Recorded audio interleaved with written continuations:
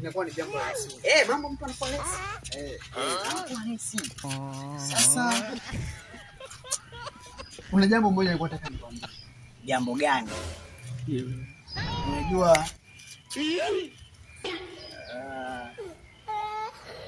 na jambo ambalo linanipa stress sana.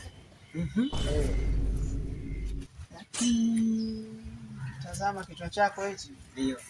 Kwa sababu wewe si tupone unauma degedege. Degedege ni muuma sana. Nimeuma sana degedege. Kuna wakati napata na wasiwasi. Unajua kuna vitu vingine vizito wewe unaweza kushindwa kuvimili kwa nini? Wewe unamaanisha nini? Kifua unacho? Kipo. Hiki hapa. Kifua hiki hapa. Kifua kipo. Ndio hiki. Ulichoulizwa. Haya sawa. Bwana hapa kuna jambo. Na kama kuna jambo zito bwana. Jambo gani? Wewe bwana siri unayo? Mimi siri ninayo. Unaweza kutunza siri? Natunza. Siri. Mimi mwanangu nishatunzaga masiri kibao. Mimi naweza kutunza siri ya maana. Na wasiwasi na wewe bwana. Kwa sababu jambo zito hili. Mimi nimekwambia hivi swala la siri mimi naweza kuitunza. Mimi nishatunzaga masiri kibao. Mimi nishafunga masiri kweli kweli. Yaani paka watu wananitegemea nchini kwamba huyu ndo mtunza siri. Wakati mtunza siri. Wewe. Mimi huyu hapa. Wewe Siri kawaida. Mimi siri. Wewe kama jambo lipo, niambie.